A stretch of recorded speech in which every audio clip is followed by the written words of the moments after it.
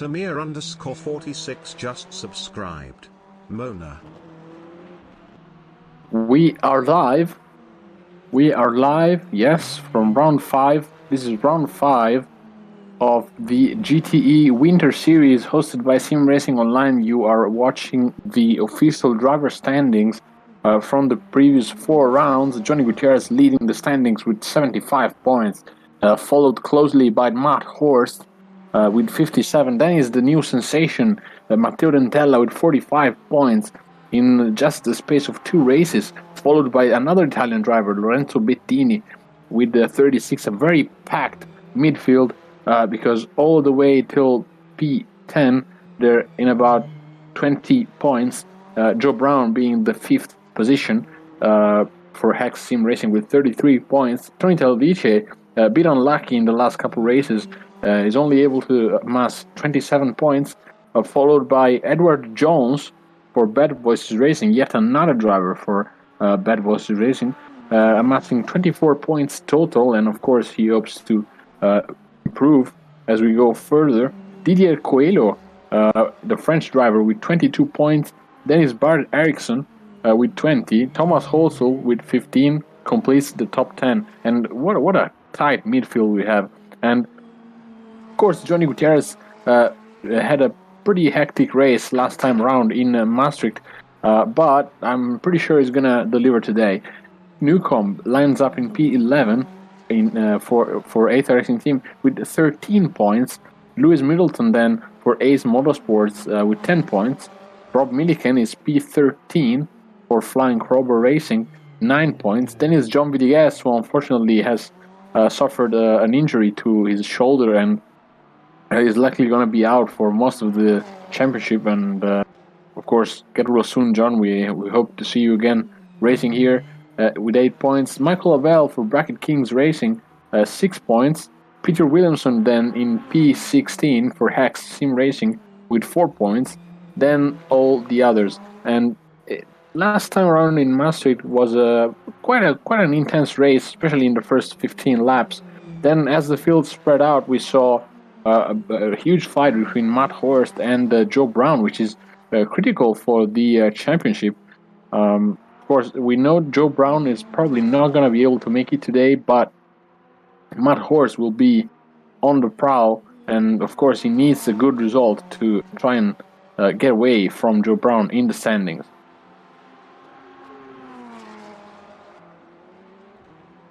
Race calendar then, we are in Marina Bay in Singapore, another city track, but very different compared to Maastricht. Then we raced in September, we raced in Pittsburgh, Detroit and Mid-Ohio, 3 amazing tracks located in the US, with Pittsburgh being the first one with the rain during the race and mixed condition. Detroit was a dry race, pretty exhausting because of the high temperatures. Mid-Ohio then, the race that pretty much showed us all the potential that Dentella has as a sim racing driver. Then Maastricht, new track for everybody else, and pretty hectic race from start to finish. Marina Bay is another city track, but it's very different. It's a high load, high downforce track. Most of the people were worried about oversteer and going into the wall because the walls are pretty close here, especially in the 3rd sector. Of course, Marina Bay being the 5th round of the championship. We then move to Europe for Monza in 2 weeks' time, and then we will go back to the US for the last 2 rounds.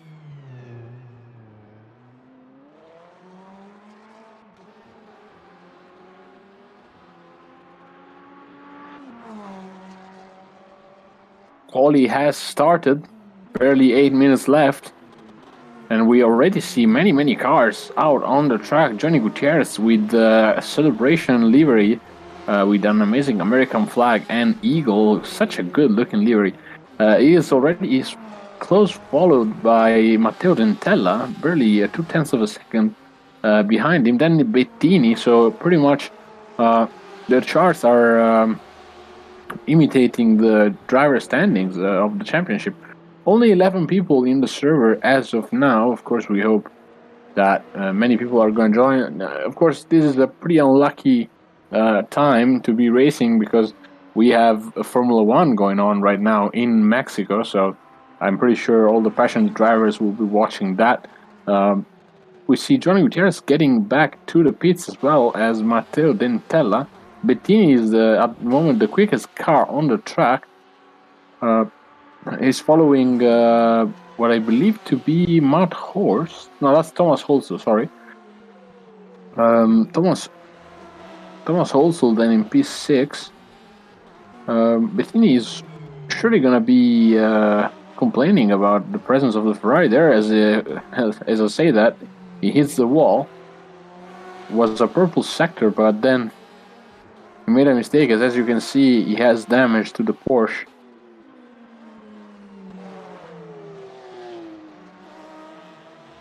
Yeah, you're surely gonna need to go to the pits and fix that car, otherwise he's not gonna be able to do anything about Gutierrez and Dentella. Gutierrez still on his out lap.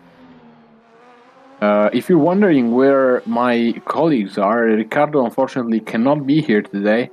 Nas is fixing a problem with these headphones. As we see Thomas also losing it in the infamous corner that made this race famous in 2008 when Nelson Piquet Jr. put his Renault into the wall to favor his teammate, and that was the Crashgate scandal. Thomas also goes straight on. He does, Lorenzo, and I'm gonna welcome myself back after a big battle I had with the audio. But surely this race is gonna be fun enough to let all that rage go away, isn't it, Lorenzo? Absolutely, Marina Bay is such a cool venue. I'm pretty sure we're gonna see close racing up front because Gutierrez and Dentella look to be pretty much on the same page today. Bettini is following closely, but he was not able to put a lap together, as we saw. He hit the wall, and he had to take evasive action and go to the pits. Now, I'm wondering, I'm pretty surprised about Michael Abel in the top 7. I mean, of course, Talvice is in the pit lane, Villegas is in the pit lane, Coelho and Jones as well, but good to see Labelle fighting for a potential top 5 maybe in the race.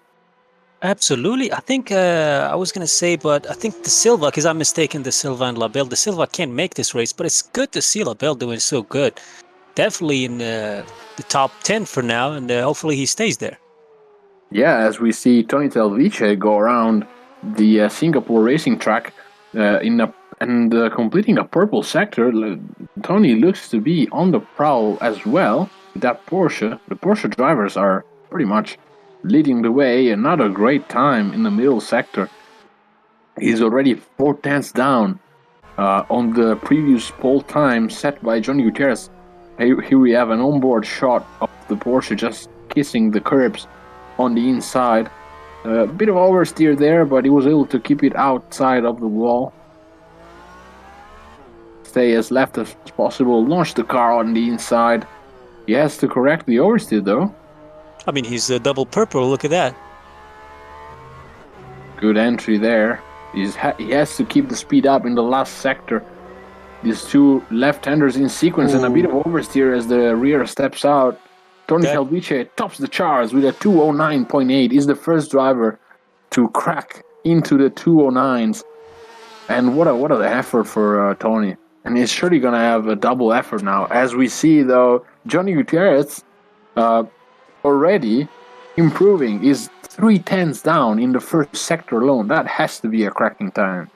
Looks like the American skin is doing its job by giving those extra bold eagles to get the extra horsepower, I guess. But he's definitely on a cracking lap. Personal best time in the second sector, although he's lower than Talvice. He's got a first purple sector, but he got a personal best on the second one. Now let's see what he's going to do on the third one. A little bit of oversteer there. These drivers are absolutely on the ragged edge as they had to set up the car completely differently compared to what they had to do in Maastricht, because Maastricht was a low downforce, high-speed track, whereas this is a completely different layout. Johnny Gutierrez completes his lap and cracks the 209.5, so he's about 3.5 tenths clear from Tony Talvice, Dentella will want to do something about that because he needs to beat Gutierrez in the race to keep himself up in the challenge for the title. I don't want to sleep on Lorenzo Bettini because you can see his P4, but that's definitely not his final lap for sure. Dentella completes the lap, but he was low in the second sector. It's a 2:10.4. That's not going to cut it. He definitely has to go for one more. Now, let's see if he has enough tire. But as we see Tony Talviti on P2 right now, definitely he's not going to be happy about it. So he will definitely go push it up and see what he can come up with. I think Tony made a mistake in the second sector because he was more than 1 second slower. There you see 1.276 seconds slower than his previous time. He goes back into the pit lane. I don't think he has enough time. That's over for Tony. And I want to say we have a new face today in the Sim Racing Online, session. Neil Tasker. I haven't seen this driver before, so great to see another name joining the GTE Winter Series. And of course, guys, if you want to do like Neil, join simracingonline.co.uk or join eitharacingteam on Discord to know all information. They have many championships going on. rFactor 2 is only one of many games they play on, so take a look. Wow, Lorenzo, I can't believe you just did that. How dare you call them games? There's Sims in my book. Imagine I mean, the it's hardcore. semantics, I guess. Man, I see Lorenzo Bettini sleeping on his time. I think he's got something on his back. He just has to show it, but I think he just couldn't get a good lap. I don't know. Something's going on with Bettini. Yeah, Dentella was not able to match the Johnny Gutierrez and Tony Talvice's time. He did register personal best sectors in the first and second part of the track, but it's not quite up to speed. Definitely not. It might be a four-way battle at the end. I'm hoping for such thing. I think we never had the four Goliaths of the championship. Who's that? Lorenzo, Dentella, Talviti, and Gutierrez all the same session. The first four guys in the standings, I will tell you right now, I'm pretty sure Gutierrez is the leader, and he's followed by Matt Horst. He's 18 points behind, but I'll confirm you in a second. It's Johnny Gutierrez leading from Matt Horst, then Matteo Dentella with 45 points, then Bettini in fourth place, 36. So Matt Horst and Dentella need to finish in front of Gutierrez to keep their hope of a title alive, pretty much, because Johnny Gutierrez has had easy life since his main rivals, being Tony Talvice and Barrett Erickson, are not quite up to speed in this championship. And Tony, of course, struck by incredible bad luck in the last couple races, but it's going to be tight, I think, towards the end. But it's gonna be a good time watching these guys fighting all the way till the end. Now, definitely strategy is gonna play. Now we can see Gutierrez getting the edge this time. He definitely is still. It's been a while I haven't seen Guti on the pole with the presence of Tony, Dentella, and Bettini. So this is great achievement for him. Well done to him and as well to everyone else. But Johnny topped out today, and that was very good to see. As we speak, we have Lorenzo Bettini trying to complete his lap. He's set a personal best first sector, and is not quite up to speed in the second sector by the looks of it. The Porsche working pretty good in the high-speed section, at least on Lorenzo Bettini's car. He probably is running on a low... Oh, and he hits the wall! Oh my lord. Yeah, that's gonna be it for Lorenzo Bettini. He risked it too much. Matt Horst still out on the track, but he had a bad first sector. He's already more than 1 second slower than Gutierrez on provision, so that's not gonna do it.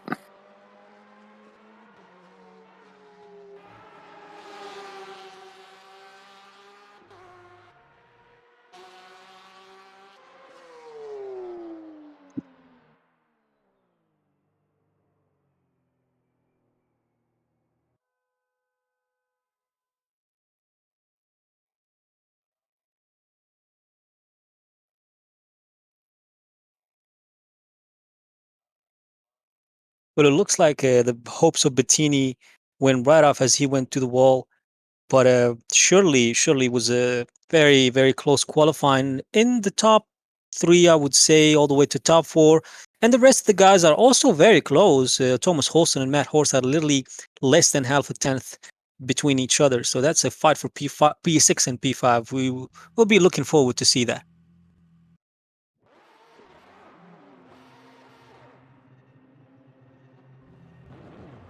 Tony Gutierrez then leads the charts, followed by Tony Telvice. Of course, Tony needs a good result to keep himself up in the challenge. Neil Tasker, new phase in P5, followed by Matt Horst, then Thomas Holsel, and Michael Abel, the Ferrari guys, not having a good day. Ed Jones then in P9, Pierre Coelho in the Porsche in P10, John Villegas P11, Stephen Wenham then in P12, not able to set up a lap in qualifying. The Aston Martin driver having a hard time with the car. I am wondering, guys, what the strategy will be tire-wise, because I'm not familiar with this track at all with GT cars. So I'm wondering, what do you think will be the way to go? I think these tracks, they eat up the tires a little bit more than what you would expect it. Remember, we've had a race. I think you were there, Lorenzo, but I think we had a little bit of an issue with the tires a bit at the end when you start. I mean, look at that.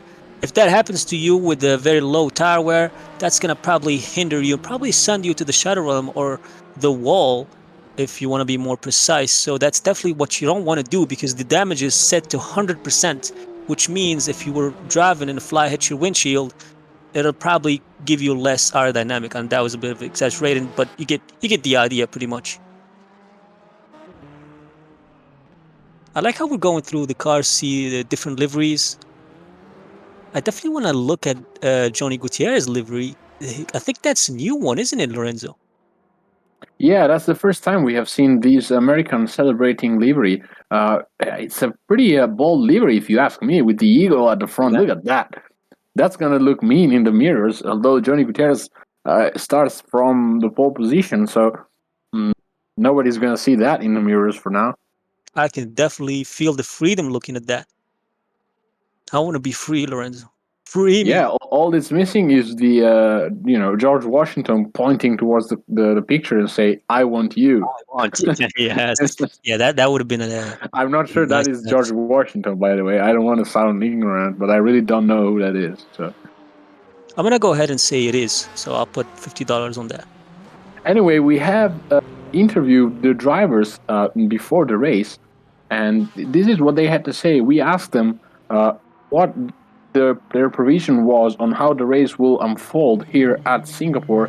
Tony Telvice compared it to Detroit, that saying that it's quite boring. He doesn't like this kind of track, and he was having issues with tire wear. So you're right, Nas. I think tire wear is going to play a huge role here.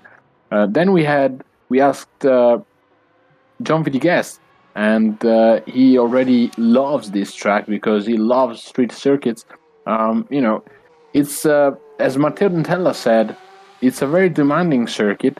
In many turns, you literally kiss the walls, and the slightest mistakes will punt you off the race. You have to be very smooth, the accelerator out of all the slow corners, otherwise you'll risk oversteer. So oversteer is the enemy number one for the tires here today. Of course, oversteer meaning that the back of the car steps out and you have to correct it with the steering wheel. But that's the tricky to do when you have literally no space for error, such as on this track. Well, if you hit the back first, then you're oversteer. But if you hit the front, then you understeer. It's pretty simple to understand, as long as you do it in the sim. Michael Abel then added that the grip levels are lower than expected, and he said that this track requires a lot of finesse when transitioning from straight line to trail braking. Wow. So that's one factor that I'm interested in, because that's more related to drivability from the driver's standpoint rather than on setup. So yeah, that's gonna be, I would say, the mystery aspect of the races, we see Bettini fighting the Porsche, having that oversteer we were talking about. He was able to keep it off the walls, but look at how close this car get as Lorenzo Bettini comes back into the pit lane to complete the warm-up. I think he was one of the very last cars on the track during the warm-up session, and of course we are 20 seconds away from the green flag that will start the formation lap, as a matter of fact, led of course by Johnny Gutierrez.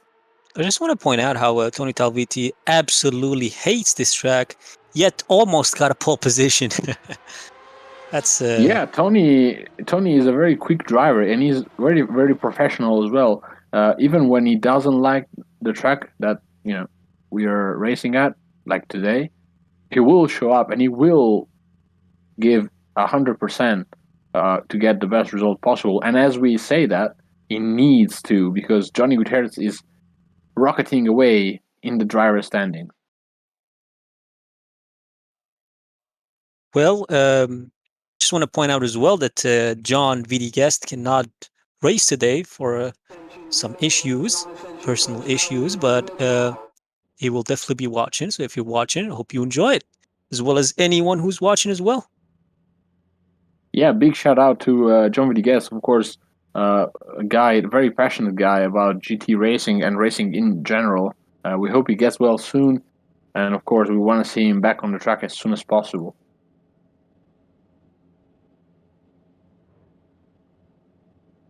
You know what we're missing, Lorenzo? What? We need team radio. We gotta hear team radio. That would be cool. That would be cool. Yeah. Yeah. I wish rFactor 2 hears that and goes ahead and implement it. Formation lap starts then. Johnny Gutierrez will lead the way into turn 1. It's a 1-2 for Porsche at the moment. But there's a Ferrari there. You do not want to underestimate Matteo Dentella, because he's a terrific racing driver. He absolutely is. He sets the fastest lap in the server on the practice session. He still has the record. It wasn't broken today, of a 2 minutes 9 seconds 268, followed by Tony. So you don't want to count him out yet.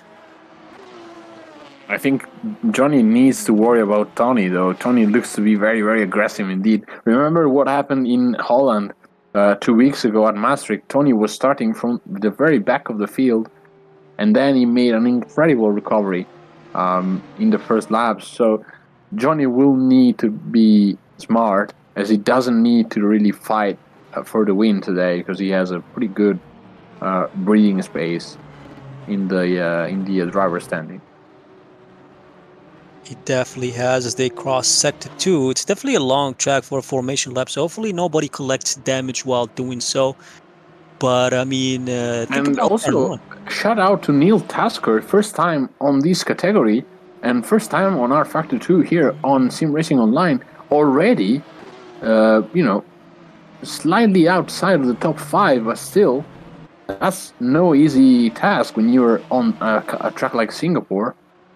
So I'm pretty happy to see him in P5 right there. Yeah, he definitely made his presence. He's actually behind Lorenzo Bettini, one of the fastest guys we saw. So that's a good achievements for a first race in SimRacingOnline, probably, because I haven't seen him in other platforms.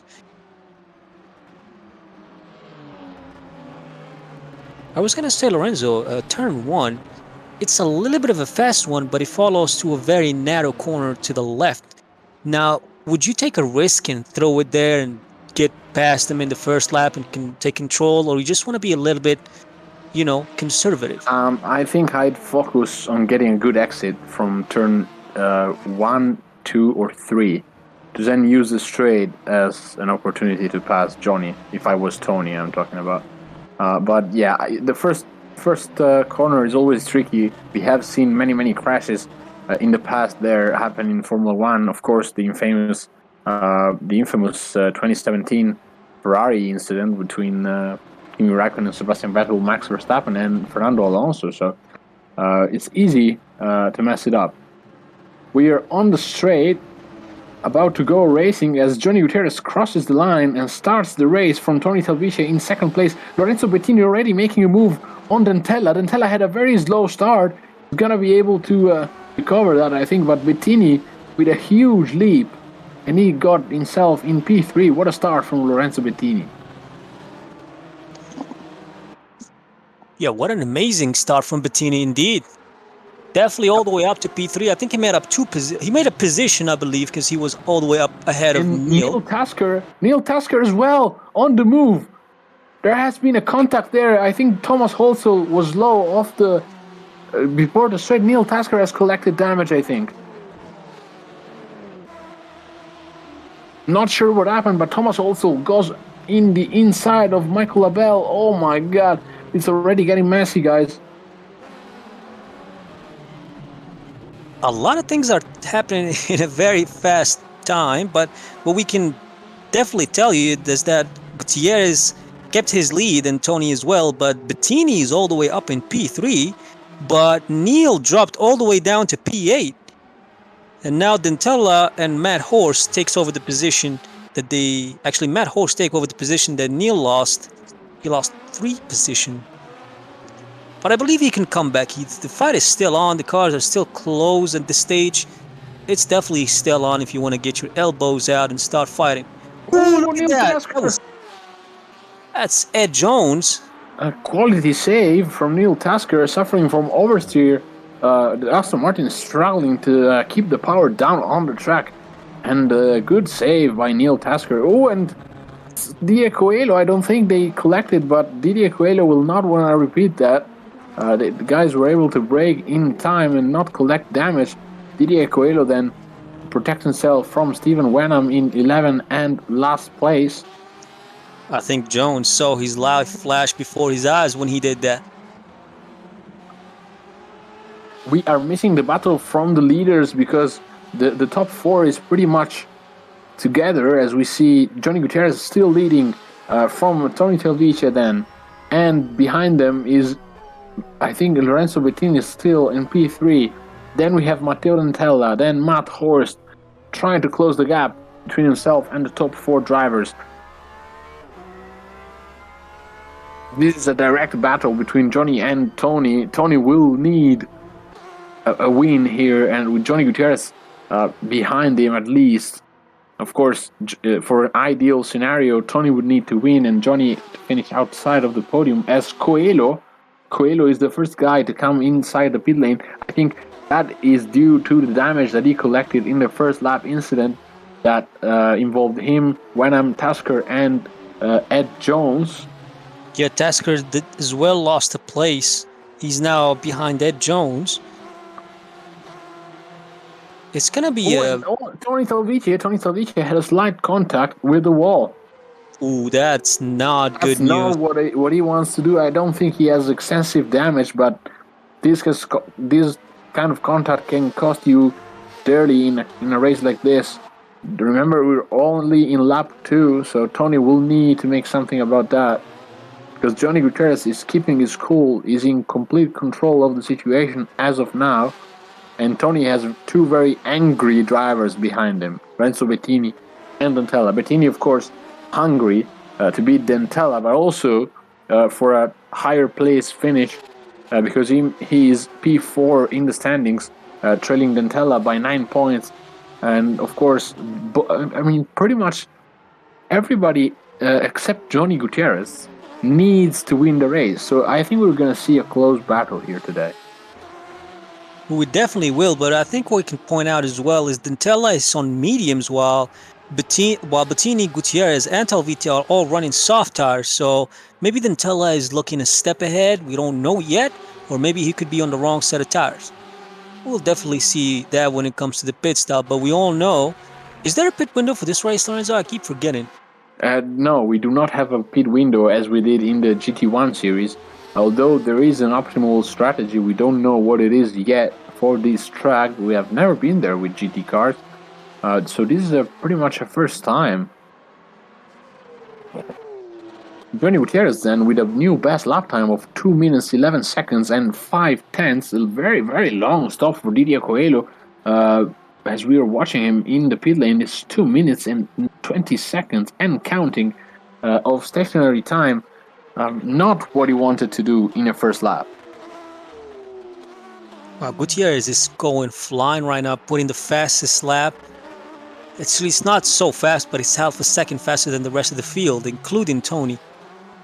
So he's definitely trying to pull away. I'm also starting to see Dentella fall off a little bit from the top 4. He's kind of struggling to keep the pace that the guys in the top 3 are keeping right now.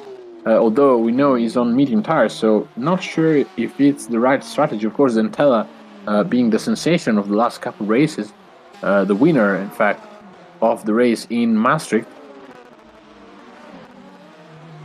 Well, we definitely know for sure that Dentella tires takes a bit of time to heat up, which will, if he start pushing too much, you might end up overheating them and not using them adequately.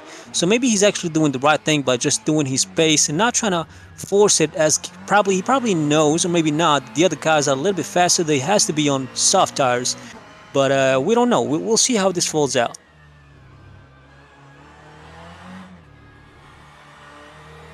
Man, it's so Bettini is still having to fight the Porsche on power outage outside of the corners. I mean, the back steps out so easily here. It definitely does, and hitting those curbs and settle the cars as we see just before. So you want to be a little bit careful, extra careful actually, with those curbs when you hit them. Gutierrez setting fastest lap after fastest lap is already 2 seconds clear from Tony. That's not what Tony was hoping to accomplish in the first lap of the race. He needs to apply the pressure to Johnny. He needs to make him feel his presence.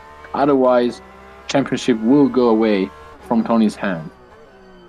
But it's so good to see Gutierrez, even though he kind of know he's far ahead in the championship. Actually, I've sealed it after this race probably. He still goes and leads and gets a pole, which goes to show you that the guy wants to race and win no matter what.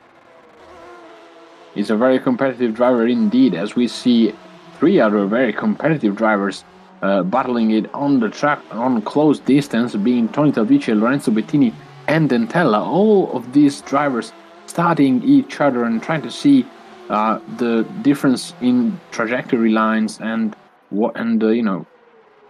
every single braking area, analyzing the curbs. Matt Horst, on the other hand, has been falling pretty steadily far from the top 4, and he's surely gonna be dealing with Thomas Holzel, which seems to be faster than the Porsche driver at the moment. I think Matt Horst needs to worry about Tasker because he knows he's fast enough to get all the way up there. I mean, he's not that far away. He's only about 5 seconds behind. He's actually fighting Ed Jones right now, about to fight him. And once he passes him, potentially, he might be about 6 to 7 seconds behind Thomas Holzel, which could possibly Ed lead. Jones making a mistake, hitting the wall on the inside. That's surely going to cause damage to the Ferrari 488. He's blown off the acceleration. I think he might have a bent steering column. Not sure what the damage will be on the Ferrari, but Neil Tasker had it easy and gains a place. That actually is a golden plate presented to him because it saved him a lot of time of battling with Ed Jones. Now all he has to do is focus on his laps and gauge those, because keep in mind he lost some time when he was behind Ed Jones to avoid hitting him. Now he has to make up the times and get close to Michael Labelle. Michael Labelle is having a great race today, P7. Absolutely fantastic. Let's hope he stays there. Actually, if he can do a little bit better, because he's not that far away from Thomas Holzel. In fact, he's gaining on him. Thomas Holzel has catched Matt Horst. Of course, that's the battle for P5 and P6. Remember that Matt Horst is in second place in the driver standings. Matt Horst, with a great start of the season, has to confirm his pretty much the status quo by finishing in the top 5 at least.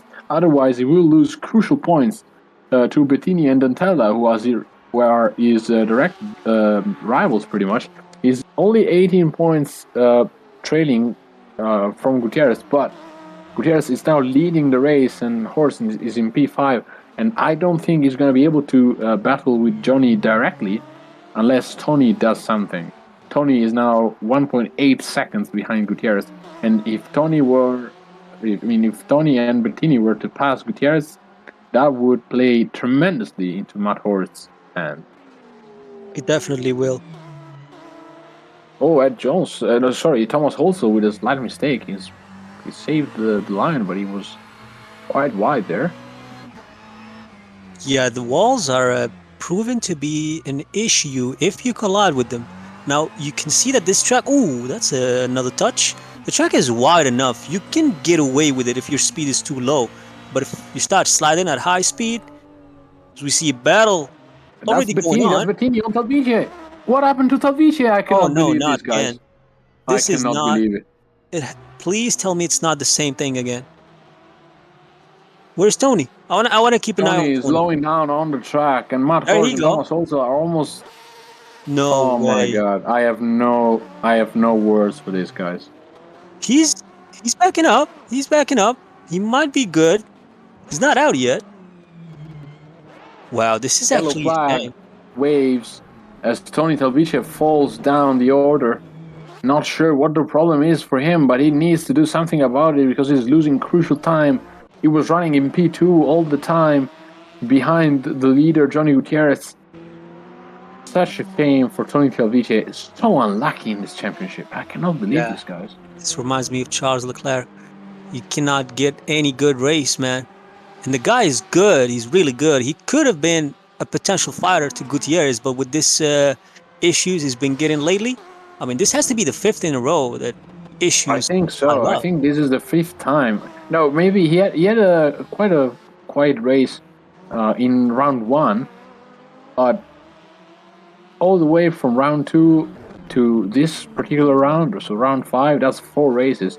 He's had some kind of hardware issue with his pedals mostly, but he now needs to do something about it because he's running in P9 and probably losing all his hopes of a championship here. Definitely. I mean, the issues, I think it's persistent, so it's not going away. Maybe he fixes it and it comes back. So maybe, because it's his brake pedal, from what I understand, I think he just needs a new set completely because these pedals are costing him a championship, literally.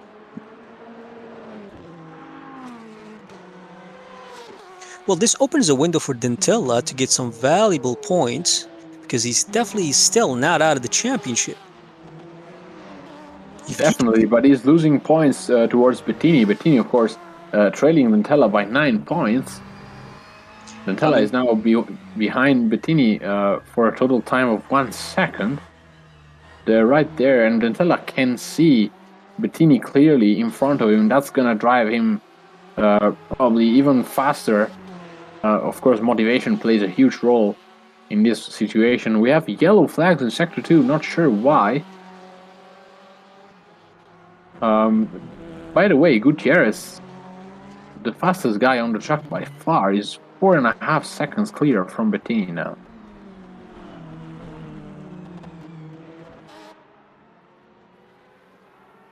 Tony Talvice is doing well, but Dentella right now is the hunt for P2. He definitely I think if Bettini, I think it's a fact, Bettini, if he scores ahead of Dentella, he actually might surpass him in the lead. Maybe not, since they're 9 points. He will gain points because the system gives 25 points to the winner. 27.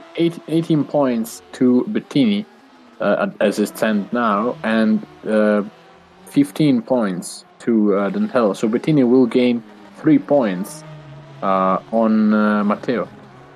Actually, Renzo, I thought it was 25, but it's 27 for the winner. You get 27 points, not 25, and then 18 for the rest and 15. So 27 points for Gutierrez. That's not what the other guys want to see. I mean, it's good for Guti, but not good for the others. So they have to do something. But so far, Gutierrez is killing with the pace. 2:11.2 fastest lap, and it's so fast. It's actually also half a second faster than the rest of the field.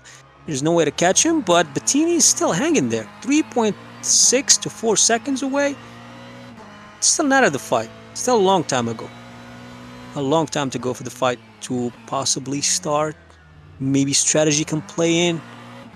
So many aspects that could change the outcome of this fight. as we're watching an onboard right now of the fight going on for the P2 between Bettini and Dentella. Ferrari looking very tidy indeed. It does. And for Neil Tasker, because of Tony Talviti, he gained a extra place. Now, if Tony comes back and takes it, he's going to be put back again in P7. So he's aiming for P5. He's definitely aiming to get Thomas Hosel, but he's now 17 seconds. So I think that yellow flag was possibly by Tasker, because he dropped a lot now. He's 17 seconds behind Thomas Hosel. Oh, Bettini getting very out of shape into turn 1. This will get Dentella a great chance. He goes up the inside and takes P2. Ooh, but Bettini doesn't like that. He's definitely going to try something out. We know the Porsche has a bit more top speed than the Ferrari, but great exit by Dentella. He was able to keep the power down. Bettini will surely try it, but I think he's a bit too far back. He is Dentella smartly protecting the center of the track. Bettini does not have a chance here.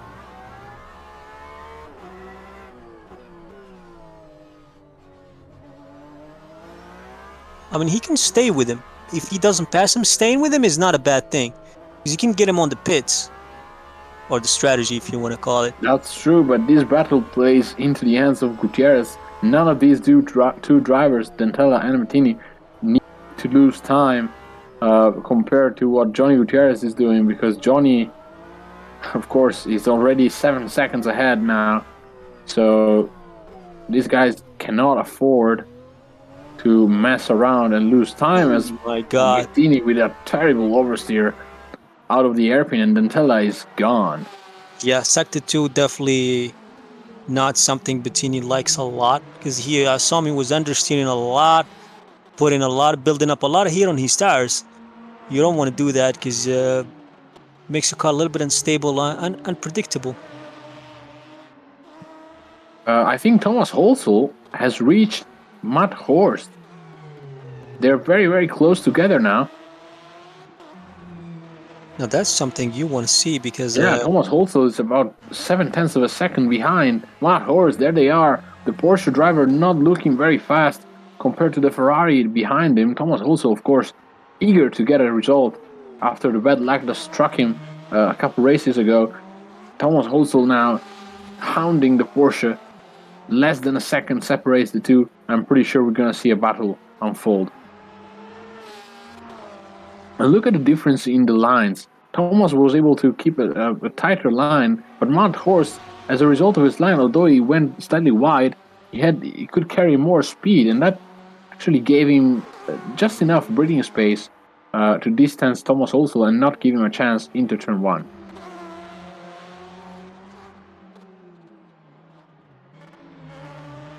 Matt Horst is having a blast today, but I think Thomas Hosel took it a little bit personally and said, you know what, it could be my day too, so I'm going to go ahead and do my best to take it, and it looks like he's doing it right now. He's definitely tailgating, and he wants to take that position away.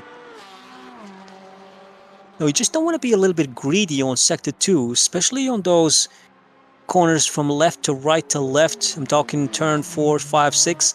You definitely want to be a little bit careful there and watch your tires, especially when you're following someone. Because we learned that from watching Bettini and the Tella fight, that the more heat you put on the tires, the harder it will be to control.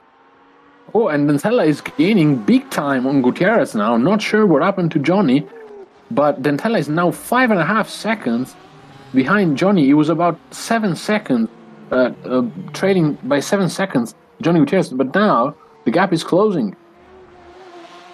It is indeed 5.8, as everyone can see right now. I think maybe Johnny made a mistake. I'm not sure. That has to be it. But hopefully he didn't touch the wall. Hopefully it was just a slip or an understeer. Because damage is the last thing you want to do. Because damage, even if you can drive with it and get the same time, it could get you in the pit strategy. Sometimes you forget to turn it off. Sometimes it gets applied by accident. So you don't want to have that at all. Now, maybe I think the tires are starting to play in effect as well, Lorenzo, because remember, Dentella is on mediums and Gutierrez is on softs. So the tire wear is definitely Yeah, maybe will be Johnny a has lot. encountered the first tire cliff in performance, because the gap is coming down, I'll tell you that. Indeed. So this is the time for Dentella to shine and start showing his work and putting the laps. He needs to be on perfect consistency right here. Well, not perfect, but at least close to it to get as closer as possible to Gutierrez now. Yeah, and also Gutierrez will need to make something about Stephen Wenham in the Aston Martin, because that's the car he has in front. Look at that. That's the first lap car. Or one of the first, because Coelho is actually behind Stephen Wenham. True. But Coelho having a torrid time today. He was running high up the order last time around. Not sure why he was not up to speed. And look at this. Johnny Gutierrez being held up by Wenham there pretty badly, as we see Tony Telvicia now battling with Michael Labelle. Ferrari versus Porsche. Isn't that the story of the championship? It is indeed. I think it's not a sad story, but you see Tony having Oh, this. and Tony now making the move stick on Labelle. As look at Dentella now, 3 seconds. 3 seconds gap between him and Gutierrez, as we see a great battle there unfolding between Labelle and Telvice. I think Not two drivers that have been able to battle between themselves a lot lately, but better late than never. Helviti has definitely got very comfortable with getting positions back. He's so good at it right now. He can seamlessly pass other cars without causing a scene. In fact, I didn't even notice it. But look at this battle going on right now. That's Dentella making his Oh. way past Wenham. Wenham, of course, a lap car. The I gap got. between Dentella and Gutierrez has come down to about 4.5 seconds. I can't believe I got excited of somebody lapping traffic. But Oh, Johnny Gutierrez making another mistake. Johnny Gutierrez is suffering from tire usage, I think, guys. He's not being able to match his previous times. The gap What? is now down to about 4.2 seconds between him and the Ferrari driver behind him. watching the telemetry, Lorenzo, it's on soft, but it flickers to medium sometimes. So maybe I don't know about it. Always goes back to softs and flickers to mediums. I'm not sure if he's actually on soft, but from the look of it, it looks like he's on. It says on his soft, but sometimes it flickers to mediums. Maybe it gets confused. But what I'm so sure about is that Dentella is on the mediums because it's been that way the whole race.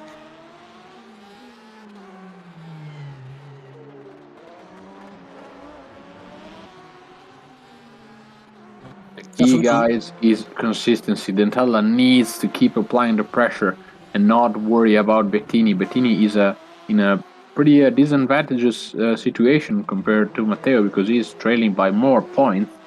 So Dentella needs to concentrate and try to keep the pace up, because Gutierrez is now picking up the speed again, and gap is coming up to about 5 seconds.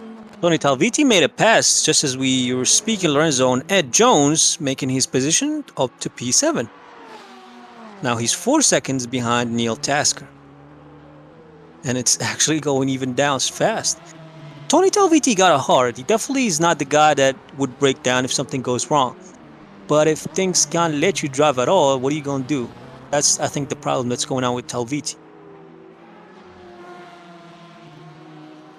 And keep in mind, he still hates the track. Yeah, he doesn't like the track at all, but he was doing a good job in the first 15 minutes of the race, following Gutierrez very closely indeed, as we see the battle between Thomas Holsel and Matt Horst.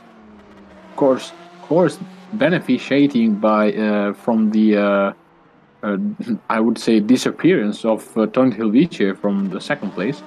Of course, Horst needs to limit the damage here and lose as less points as possible towards Gutierrez, who is the direct rival in the driver's standing.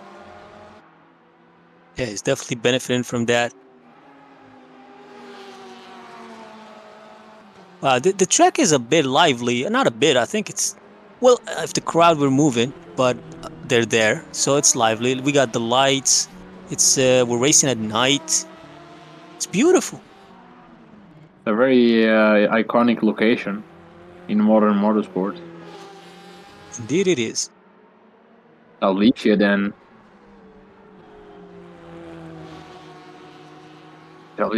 making a move on Neil Tasker here.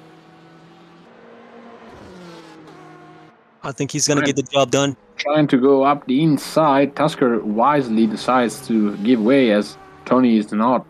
The car is fighting. Ed Jones then is the second car to go into the pit lane.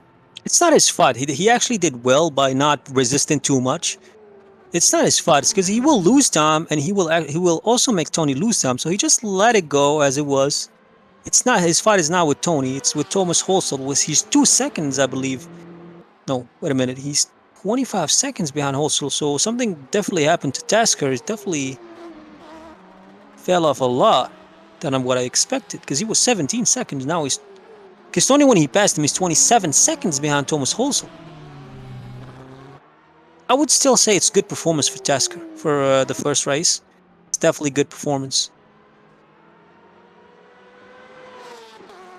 Now Thomas Holsel as well, still battling with Matt Horst for that P4. Definitely doesn't want to let him go anytime soon. And Matteo Dentella is still climbing up on that time and making that gap go little by little all the way down to 3 seconds. He's still 4.2.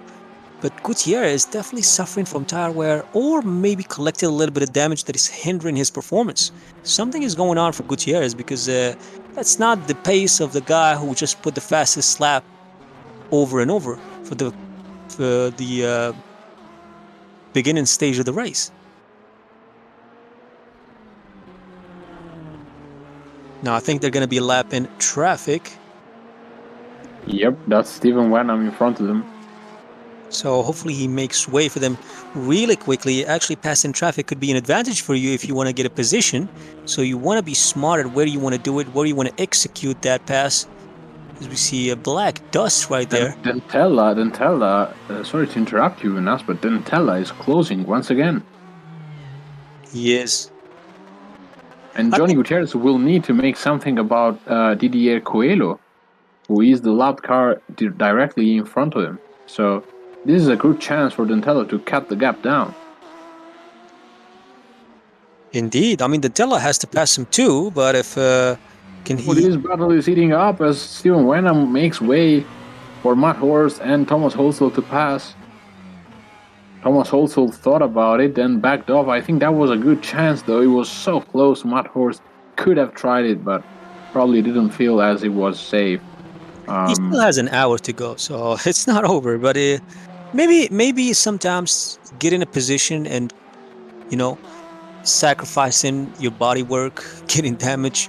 Possibly if you're not confident you can do it, it's fine if you wait. It's fine if you have an hour. It's fine. If it was the last lap, it could have been it.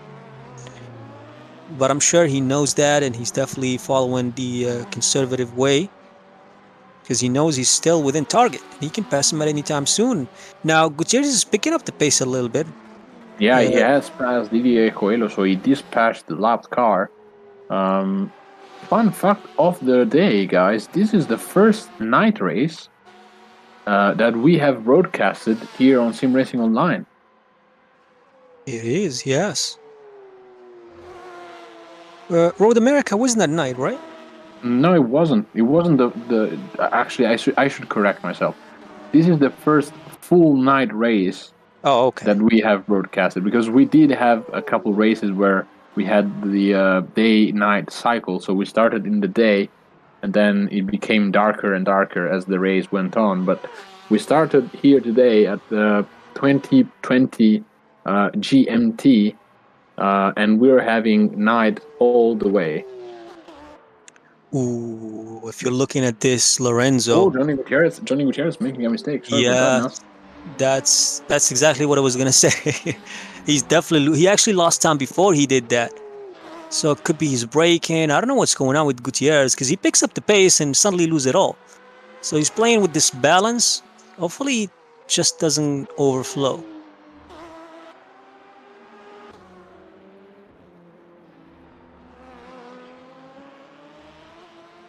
And Matthew Dantella lost some sweet time passing, I think, Didier Coelho. So maybe that saved Gutierrez a little bit. But Matthew Dantella is back at it again, almost down to 4.2 seconds. I think Dantella should not get too excited and just focus on his race pace, like Lorenzo mentioned. And with that, he can get closer and closer because at 4 seconds behind, you're still in race. You can, I mean, a small mistake, a 2 liter you add extra in your strategy, and you're ahead. So consistency is the key for Dantella to get to have a shot at winning this race. Because if he wins it, it's good, valuable points to get in the bag. Yeah, I think the ideal scenario for Dantella would be to pass Johnny Gutierrez and have a bit of a scramble between the two, and then Bettini can intervene as well, because that would put more pressure on Gutierrez, because that's now two drivers that are here to take your place in the standings. As we see Matt Horst and Thomas also still battling. I think also what Dantella needs to keep in mind is that 4 seconds inside the undercut window, so still plenty to play for as we are reaching the strategy window pretty much. Looks like they're opting for 1 stop. We saw 2 stops on the Maastricht, I believe. Yeah, we did have 2 stops, but that was a high fuel usage trial because it was almost 3 minutes a lap and long straights all the way. So engines, of course, made put to the test in that particular track. This is a very different scenario. I would say, as Thomas Hulsel got himself in a bad spot, as that was Ed Jones making way for these two drivers to pass, and Hulsel was kind of off put by that. But as I was saying, this is a track that puts gearbox to the test rather than engines, because of course we have many heavy braking areas and slow corners. That's the short shifting is what really hurts the gearbox in terms of performance. As also goes straight on and loses valuable time to Matt Horst, who is now almost 2 seconds clear. What is Hulsel doing? He was doing such a good job following Matt Horst. It's definitely not good for him at this stage. Because remember, losing time definitely plays with yellow flag in sector 3. Not sure what happened. That's 3. That's number 3.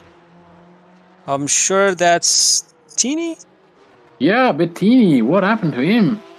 He lost almost 10 seconds. Yeah, he was stopping at the beginning of sector 2. Probably lost the car. Or could have been just he went straight.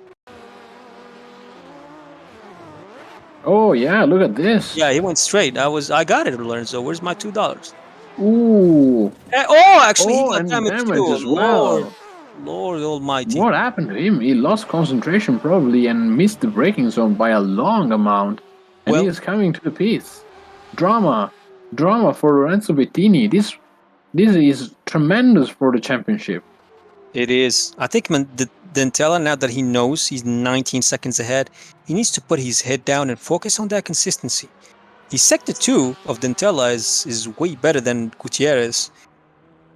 That's the first time the gap has been under the 4 seconds in quite a while now. Matt Horst, look at this, Nas. As Bettini crashes, Matt Horst is P3 and suddenly back into the game. Now that's a treat I would like to take for Halloween. Happy Halloween, I guess. Is it Halloween today, Lorenzo? It's tomorrow, actually. Tomorrow, and wow. Also, Nas, you should say spooky Halloween rather than happy Halloween. Spooky. Wow, it's sad to see Bettini. What happened to him, actually? Because that didn't look normally. I think he just missed the braking, and that's, of course, grip levels are lower than expected, as some of the drivers said to us, the pre-race interviews. And that means if you lock up, you go straight on. You have no grip at all, and that's what happened to Bettini, and he impacted the wall with the front end of the car and probably got himself some damage. I don't understand, Lorenzo, is why did he turn his steering wheel if his car wasn't gonna? I mean, he's I definitely. mean, he probably tried to make the corner anyway. Yeah, I don't think that was smart. Difficult to judge what was going on, but If I were him, Bettini I would will. went straight. Yeah, me too. But it's easy to speak, after the thing has happened. But Bettini will now be focused on getting back towards the first three positions because he's been in the pits for a very very long time, He and is. He might be fighting that's not Tony. what he Actually, wanted to see this race today. Tony's already ahead of Lorenzo Bettini. Wow, that's a bummer for Bettini. He should have just went straight. I mean, you lose time anyway in the track, so why not lose time in the pit? That's what I was referring to. But maybe he can come back. He still has 53 minutes. He can make some position. He can definitely get all the way up to P4 or P3, but he's got Tony in front of him, so it's gonna make it a little bit hard for Lorenzo. Everything just went sideways for Lorenzo today. Bettini, I mean. There we And see Johnny Gutierrez. Johnny Gutierrez under pressure from Dentella, guys. Dentella is getting bigger and bigger in the picture from Johnny Gutierrez's view. Johnny will need to keep the focus all the way.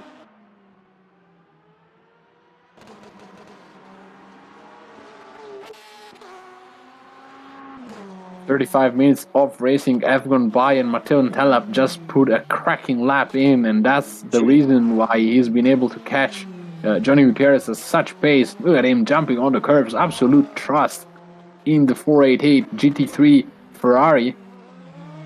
Dentella showing us how it's done, chasing one of the very best drivers here on SimRacingOnline, being, of course, Johnny Gutierrez. Gap is down to 1.8 seconds, guys. This is gonna ignite. it will. It eventually will. I mean, you're looking at it. You're looking at Dentella getting closer and closer to Gutierrez. It's just a matter of time. Gutierrez then with still being able to keep up the pace. I mean, Johnny Gutierrez is not making it easy at all. So kudos to him as well. But Dentella surely will need to keep this pace going if he hopes to do something about Johnny's P1. The Ferrari looking very tidy indeed as well. And Johnny Gutierrez's Porsche is one of the very few who is not suffering from heavy oversteer. I was just noticing his style of driving, and it's very, very clean indeed. I'm sorry to say this, but Bettini was nowhere near that kind of stability, I would say. Bettini finds himself in P9 now, as we see Johnny Gutierrez slightly getting out of shape on the curb, but it could be a setup to get thing. away with it. It could be a setup thing, not just a driving aspect thing. Because I was speaking of the setup. That's the thing.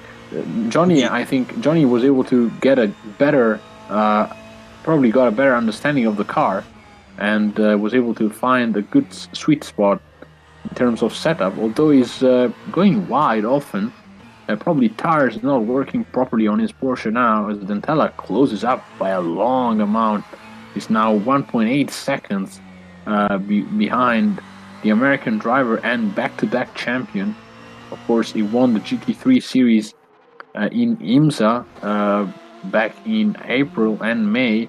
Then he was the champion of the GT1 series that we hosted this summer, a great championship. I strongly advise you to watch the videos of those races, because we broadcasted the entire series here on SimRacingOnline and eitharacingteam on Twitch.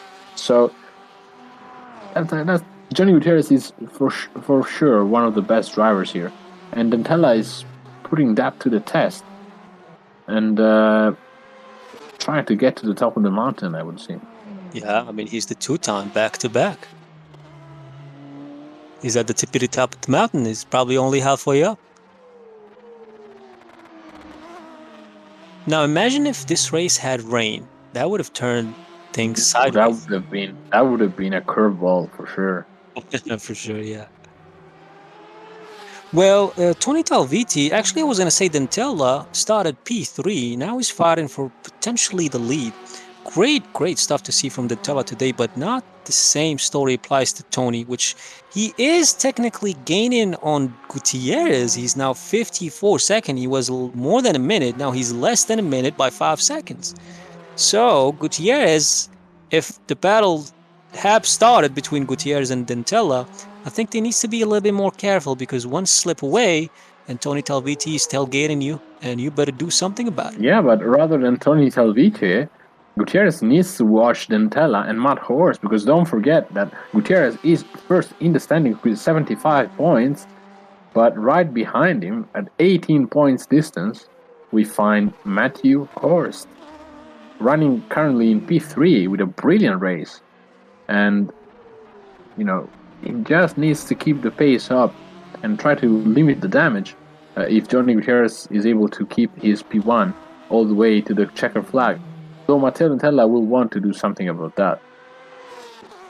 I mean, if I were Matt Horst, I would be praying Tony pedals brake again so he doesn't catch up. But as a commentator, we don't want to see that for sure. We want to see Tony shine. And he's doing great. He's 12 seconds behind Thomas Hosel. And Thomas Hosel is actually just a second or 1.5 seconds behind Matt Horst. But this, I think if there was driver today, Matt Horst could possibly be in the fight for that. Yeah, but also Neil Tasker. I mean, first race in SimRacingOnline, and he is still on the lead lap. So good stuff from Neil as well. He will score points. I mean, it's good thing. Because remember, if you're outside the top 10, you get no points. And the only one outside the top 10 is Didier Coelho. Everyone else will get the points. Yeah, weirdly enough, I was expecting Coelho to be strong here, but somehow that's not been the case. I'm pretty sad about that. I was hoping Coelho could produce a better result here. It doesn't seem to be working well with the car setup, maybe, I don't know. Somebody's going to the pit. Dentella in the pits. This is critical time for Johnny Gutierrez. Dentella then opting for the undercut. I think he felt the tires cliff in this stage of the race. So Dentella comes into the pits for his scheduled pit stop. Keep an eye on Gutierrez's lap time, because that's going to be the critical element of the race. I think that was a smart choice, Lorenzo. It was definitely a smart choice.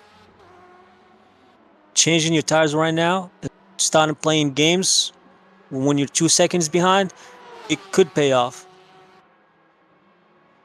It could pay off indeed, as Matt Horst and Thomas Hosel still fighting between each other for that P3. I wonder how that strategy will play off in for Matt Horst and Thomas Hosel, because they are very close together and they are still yet to pit. Dentella then with a brilliant stop.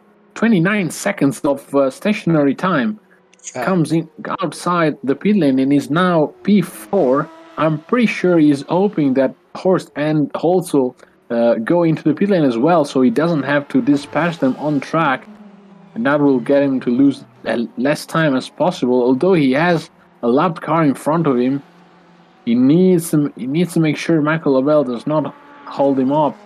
Otherwise, Gutierrez will have it easy. I wonder what Gutierrez is going to do, though. Is he going to react, or is he going to continue and try to force a longer stint?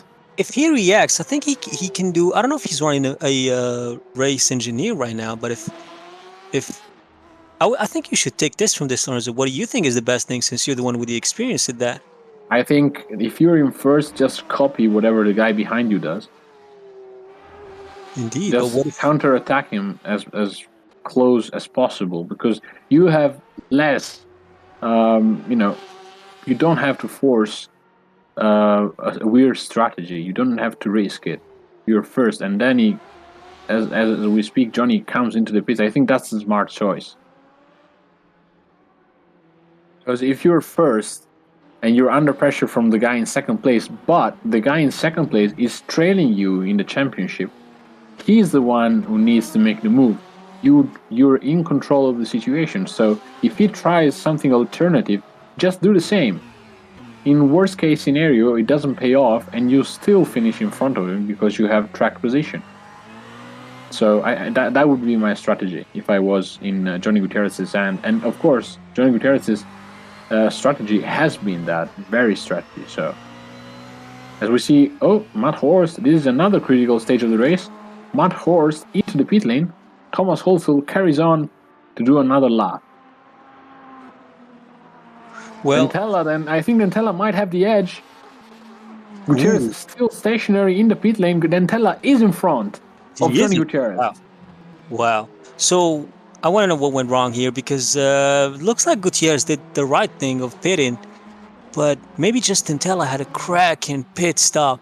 He had a cracking pit stop. It was under 29 seconds of stationary time, whereas Gutierrez had more than 30 seconds of stationary time plus pit lane entry and exit. So it's still close. I mean, you can see Gutierrez right there behind him, but Dentella has made the move stick. So good on Dentella for now.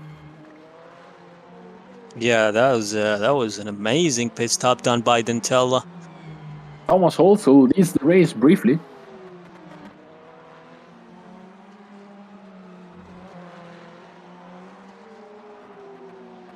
He probably might have more fuel, Gutierrez, but we're not really sure about that.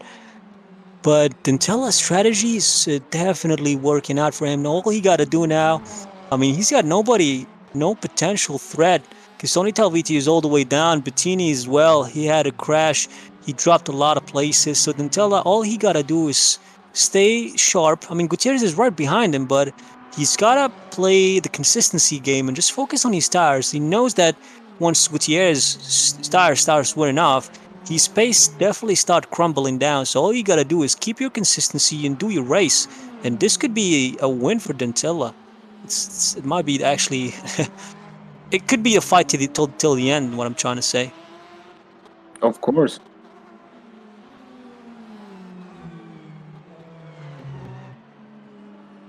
Yeah. So we are checking the timesheets, and Dentella was actually preparing that strategy for a very long time. He gained almost 2 seconds on Johnny Gutierrez in the lap before his pit stop, although now it's difficult for Dentella to keep the pace up because he has Thomas also in front of him, hurting the airflow, and Gutierrez falling back though by a long distance, as Tony Talvice has passed Neil Tasker.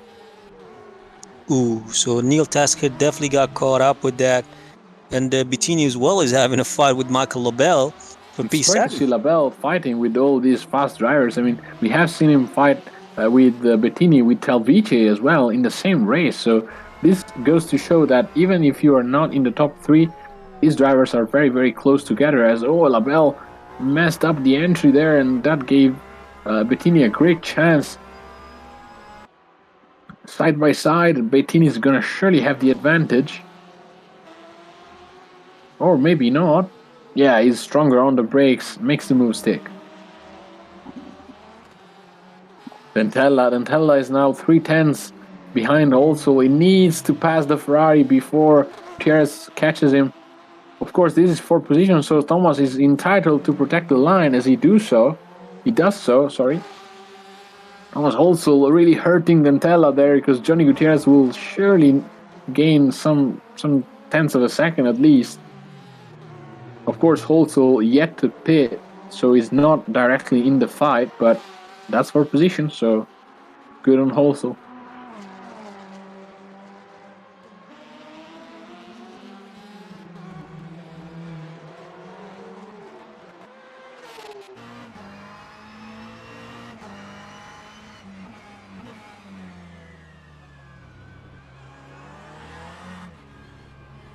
The gap between Dentella and Gutierrez is now barely 3 seconds.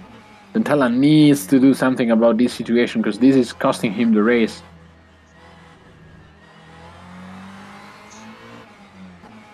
This is jeopardizing his strategy. 2 Ferrari drivers very, very close together, but not able to make the move stick. Holzel still doesn't go into the pit lane, so he's planning on a long stint. Dentella is not happy about this, I'm pretty sure, because the gap between him and Gutierrez is now down to 2 seconds and tumbling down. There you see the American driver just behind Dentella. Dentella needs to keep his cool though. He doesn't want to get damage from Holzel. And they have a lapped car in front of them as well. I think that's Didier Coelho on the Porsche, currently running in P11. Dentella might have a chance now, but Johnny Gutierrez is right there now.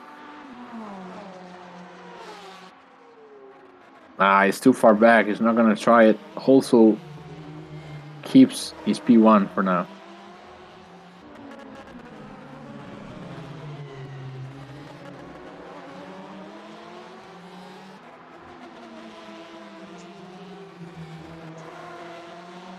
There we see the new best lap time set by Tony Telvitier. He's the first driver to go outside the 211 as Holzel almost collects Matteo Dentella. Matteo Dentella forces the move up the inside and gives himself a bit of a breathing space on Johnny Gutierrez, who's now going to have to do the same thing on Thomas Holzel. That was very risky indeed, and what a pass from Matteo Dentella.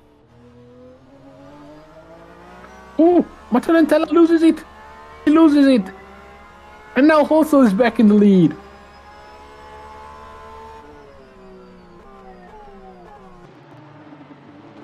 Dentella, incredibly, is able to hold off Johnny Gutierrez, but he collected Thomas Holzel on that previous corner. The battle for the lead is igniting, guys.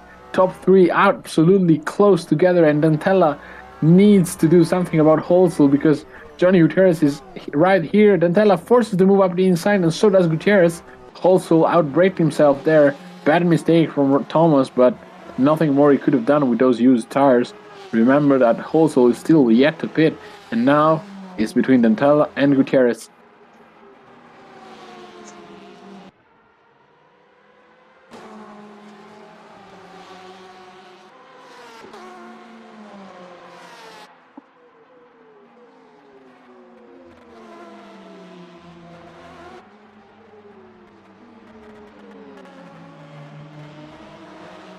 Well, as we're watching, the fight between Dentella and Gutierrez is definitely heating up. It's less than a second, and it's 36 minutes to go, so they gotta watch out for the tires, because that could play a role at the end of the race. The more tires you have, the more stability, which means you could have the edge. But so far, Dentella is doing a good job keeping Gutierrez behind him. And Tony Talviti as well is trying to fight Mad Horse to get up all the way to P4, and he will have to actually shave 42 seconds in order to get close to P3, and he has less than 40 minutes to do so. In fact, he has to be doing 2 seconds faster each lap than Matt Horst. I'm not sure if that's possible, but we're talking Tony Talviti. As we see Gutierrez dropping up a little bit in 1.6 seconds now behind Dentella. I think Gutierrez needs to chill a little bit.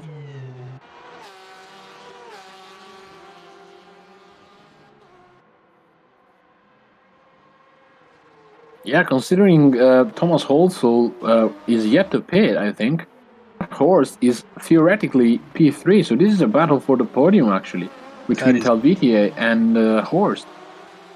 That is a fact indeed. I'm not and sure Talvitier will hurt.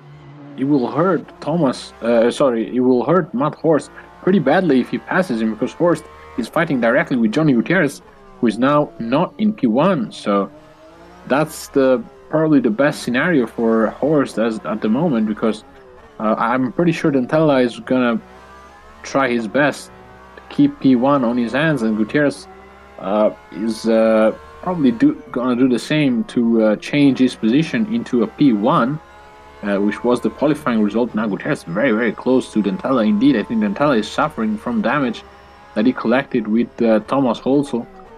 Not sure why Holzel was trying to force defense there, because he lost a bit of time. He lost quite a bit of time compared to Horst and Talviti. I think Holzel should have done the smart thing and go into the pits earlier than he did right now with 34 minutes left. But, you know, it's his strategy. Kudos to him to have led the race for a brief amount of time. Yeah, that was an epic thing to see. Well, I'm not actually sure why Thomas Halsall hasn't pitted yet, because maybe his tires are doing just fine. His lap times are okay, but I think he's going to the pit as Yeah, quick he's stop actually. as well, but Talvici Yeah. and Horst are very well in front of him now. Wow, so Horst is in P3 back again. And he's got somebody that he has to worry about, and it's Tony Talviti chasing him, trying to get that position back. Tony Talviti definitely had a great comeback today. It wasn't his fault, if you want to speak from driving aspect. It was his equipment's faulty equipments, if you want to say, that caused him to slow down and lose multiple positions. In fact, he had to go straight, reverse back, make a U-turn, and look where he is right now. He's fighting for the podium. Such a great thing. Absolutely, and Matt Horst is doing a mighty job, but keeping that Porsche in P3 against one of the very best drivers on Tony Talvici. Johnny Gutierrez has fell back by a big amount. He's now 8 seconds behind Dentella. Not sure why, but he must have made a mistake. He surely did. Because look, Bettini is in front now. Bettini was a lap car in front of Gutierrez. I'm wondering what happened. We're trying to find the right moment. Ooh! Oh my God. What happened there? That's a spin by Johnny, Gutierrez. Johnny spun, and I think he came back to the trap where Bettini was coming to make the corner. Lucky escape for Johnny Gutierrez. Did you know Lorenzo Bettini was unlapping himself right there? That wasn't a pass. He was. Wow. He was. He was not on the lead lap after that unlucky contact with the wall. This is the closest battle on track, though. Matt Horst defending himself from Tony Talvici, and Tony on the ragged edge. He touched the wall on the outside there. It'll buff out. Matt Horst doing a great job. I'm not tired of saying this because now he will only lose, I think, 3 points on Johnny Gutierrez. So that's damage limitation at finest for Matt Horst if he's able to keep P3. And also, don't forget that Gutierrez has just made a mistake. And if he does that again and for any reasons hits the wall, Matt Horst will find himself with a good chance at potentially overtaking Gutierrez. Because when he was trying to do a U-turn, he hit the wall, didn't he? He didn't. He got lucky, though. That was a lucky escape. Well, he got to be lucky, I guess. Wow, but it surely gave room for Dentella to breathe, because now he knows that he's 8 seconds ahead. He can start driving and focusing instead of watching his mirrors. Yeah, that's a good gap to manage till the end of the race. And Tony Talvici is choosing to be quite cautious about Matt Horst because Matt Horst is forcing the pace. He's hurting the tires pretty bad. Because I think Tony has more pace than Matt at this stage. I thought you were going to say he's choosing violence. No. Well, it somewhat is because he wants to get it one way or another, definitely legally. But Tony Talviti isn't going to let this go away. Guys, I have bad news for you because Neil Tasker has DNF'd. Oh, he was doing so good. Oh no! Not sure why. He was P6 and fighting. Not sure what happened to Tasker here. Maybe a connection issue or maybe terminal damage potentially. I'm not sure. He was driving and then suddenly just went ghost. I don't know. Could be a connection issue. We'll look into that later. But right now we're watching Tony Talviti trying to claim what he potentially was his at the start of the race. But Matt Horst is making that very hard. Matt Horst, I am very impressed. I mean, even if he loses position, he definitely earned my respect. Absolutely, and this is the second race that I have seen Matt Horst just go to another level. try and match the best drivers here. He beat Johnny Gutierrez last time around at Maastricht, and he's battling with Tony Talvice in one of the trickiest track we have had on the calendar, being Singapore. Tony looks up the inside, but he's very far back to try and think about it. Matt Horst making his car as wide as possible to try and keep Tony at bay. Now keeping Tony behind, that's not easy to do. Definitely not easy. I mean, we saw how easily he was passing the midfield, but now he got close to Matt Horst, and Matt Horst is just not letting him go by.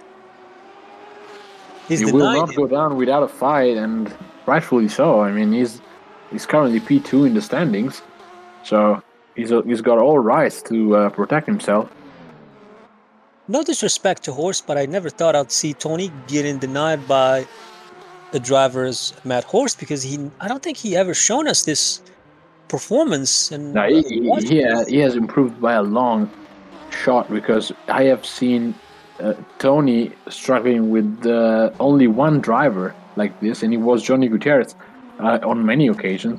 But the fact that Horst is matching those times, that just tells you about the work that he has put in to try and find the good. Oh no! Oh, look at that! No. Commentator's curse.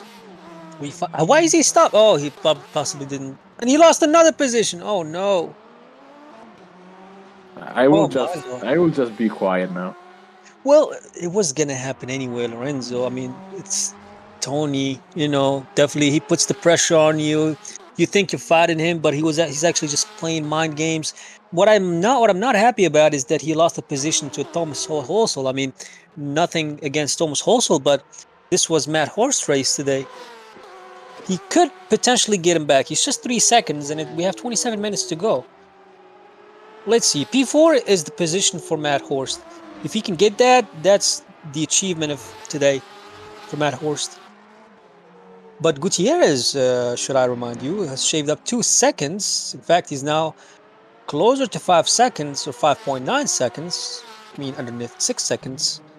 Maybe I've complicated that a little bit, but the point is he's getting closer to Matteo Dentella. And maybe because Dentella is just easing up on his tires, trying to play safely, and maybe knows that, well, I'm going to save a little bit of tires. And if Gutierrez gets close, because he will be eventually pushing, I would have enough tires to fight him. Now, I don't know if that's a smart thing to do. You want to be pushing 100%. If you're leading, you don't want to be slowing or doing lower pace than when you normally do. But if you're watching over your tires, yet keeping 100% pace, maybe that's a good thing to do. I don't know. I'll let that to the driver to decide. I'll be just watching today. As we see. Well, it looks like Gutierrez is gaining half a second a lap, which goes ahead and explains why he gained all that time. Now, we know, because we saw Dentella when he was behind Gutierrez, he was fast. He was pushing. In fact, he was faster at the later stage of the race. So this doesn't explain what we're watching. And it can only mean one thing, is that Dentella is saving his tires. He's conserving tires for potential fight at the end, because he knows it's 25 minutes to go. It's not over yet, and it's only 6 seconds. That could go at any time. One small breakpoint mistake, and it's over. 36.0 and 36.1 are the relative times of the first sector for Dentella and Gutierrez. So I think Dentella is just managing the gap as much as possible to then bring the tires back alive at the end of the race. Just maybe is keeping a safety window for the end of the race in case Gutierrez somehow finds a way to cut down the gap.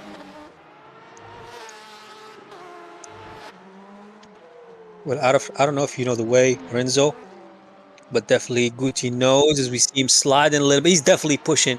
He needs to slow down a little bit. He sees that he's gaining time, and he's pushing it too much.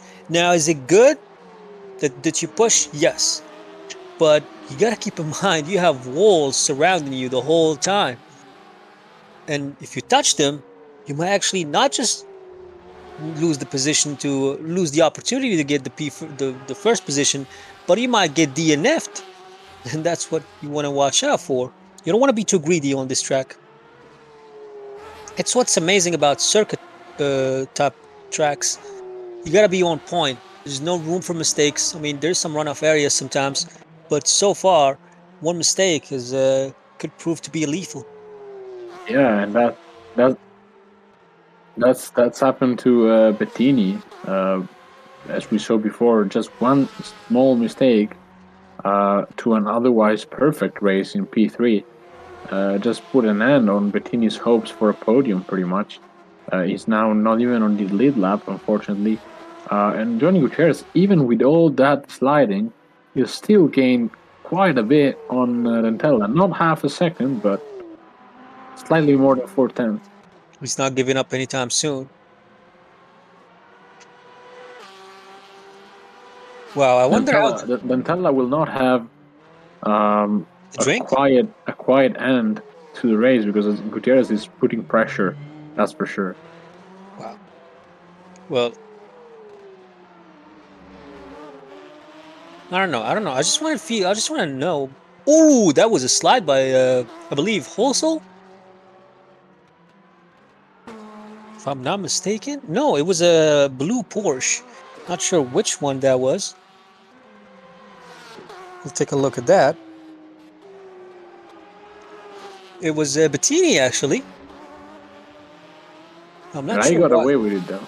He did. I mean, he once again saw his life flash before his eyes. So hopefully he doesn't do that again. Look at how close Johnny is coming towards those walls. Is literally inches away from the walls.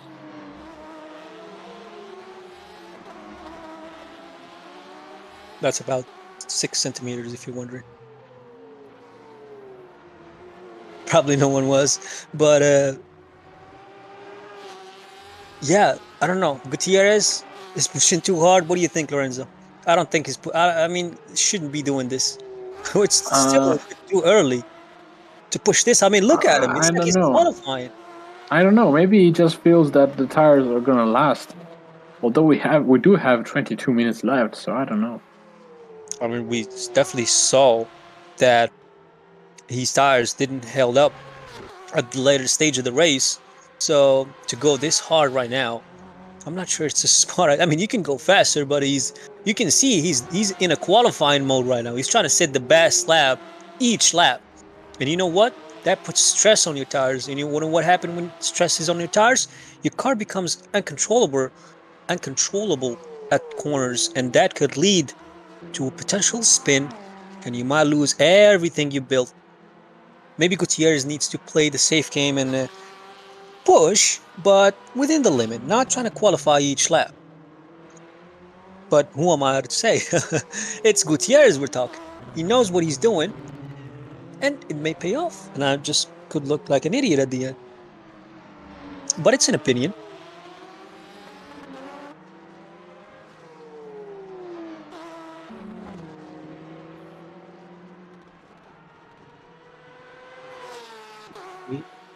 Looks like the Porsche can take a lot of speed in the corner, as we see a cut right there. Now we have to talk to the referee about that.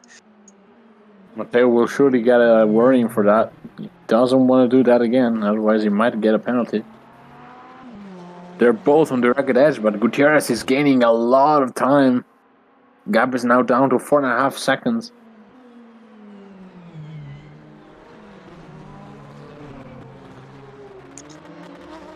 What I'm seeing is that Matt Horse time is still within 3 to 4 seconds, so it's not gaining on Horse.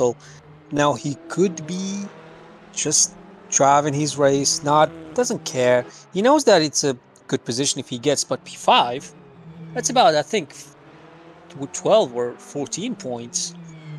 In fact, I'm going to go ahead and check right now. P5 is 10 points. So do you want to risk it, start pushing hard and lose all that? And for 2 extra points? Because the higher you go, the more points it gets. If you go to P3, it's 15. If you go to P2, it's 18. If you go to P1, it's 27. And that's where Matteo Dentella is right now. And look at the time. It's going all the way up to 6.2 seconds, as you can see all the way down to the right. If you don't know what we're talking about, that indicates the gap between two cars, and the gap right now is fluctuating between 6 and 5 seconds. And it looks like Gutierrez can't get any closer as we cross the 20-minute mark. Damn, it's going to be a race to watch out for, because we're not sure what's going to happen in the end. We know for sure that Matthew Dantella can keep up his pace at the ending stage of the race, so that could come at his advantage. But everything can happen.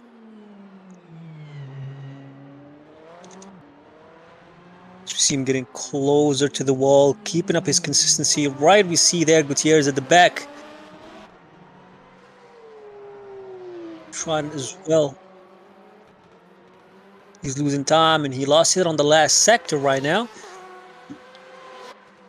Man, I'm still not okay with him pushing that hard. Yeah, Johnny's last sector was 1.2 seconds slower than Matteo Dantella. Matteo Dantella had a 45.1 the last sector, whereas Johnny Gutierrez had a 46.4.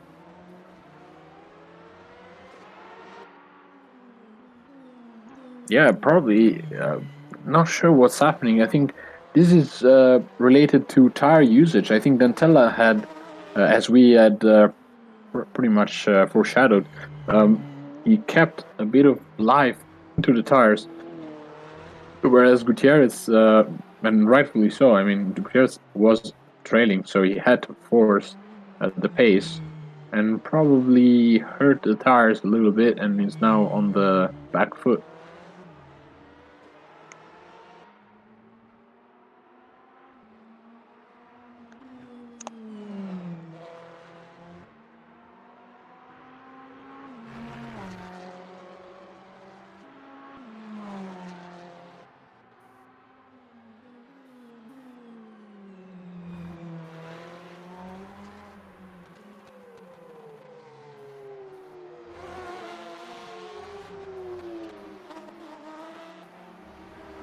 Looks like Gucci always gains in the middle, but it definitely doesn't pay off when you lose 1.2 seconds in just one sector, I believe. We'll check on that with the race director once he can confirm that, but that's a lot to lose in just one sector, which definitely not what you want to do. But I mean, at least he stays still within the 5 seconds, but you want to be now right behind him, and you want to be putting the pressure, because you know that getting closer is the thing, getting past isn't something else that you have to worry about. Gutierrez needs to start thinking about that, because he can get close, but how is he gonna get past the guy who's running the same pace, if not a little bit faster? So we'll see what's gonna happen when these guys potentially get closer to each other.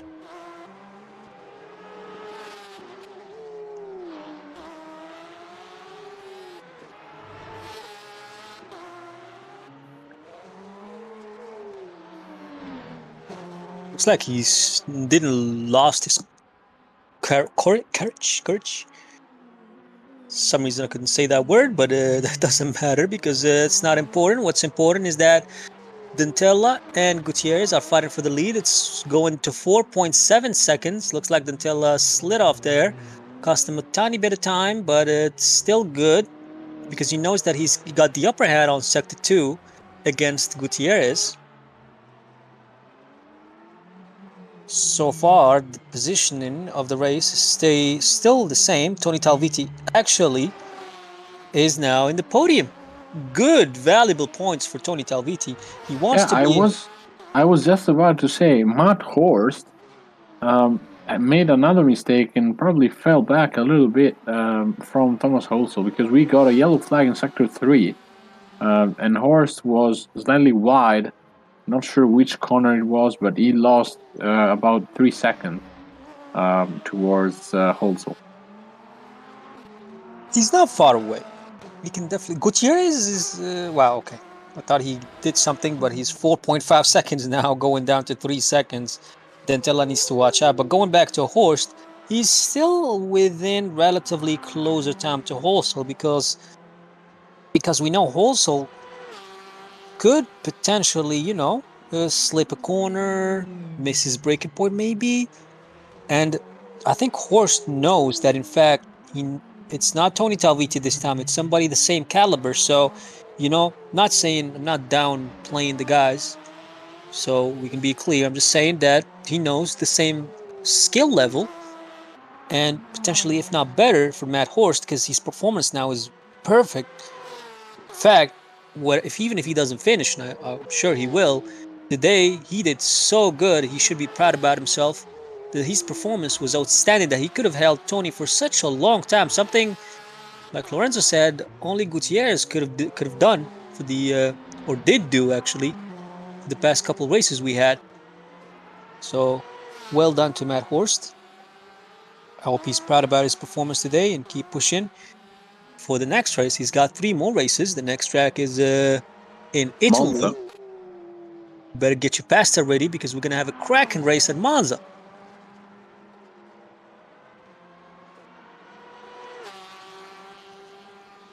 Now it looks like some people wants the Ferrari to win, so we'll see if that's gonna happen. I mean, the guy in Ferrari is now leading. Well, that's the first time we're gonna have an Italian driver on Italian car on an Italian circuit. So I'm pretty sure Matteo will want to step up the game. On an Italian commentator. Yeah, but as we speak, Gutierrez is cutting the gap down to almost 3 seconds. There you can see him getting bigger and bigger in Matteo's rear view mirrors. Matteo will need to keep his focus all the way until the checker flag, because that's the moment where you can really relax. If you have Gutierrez behind you, you cannot sit down for 1 second, because Johnny will put pressure on you all the way.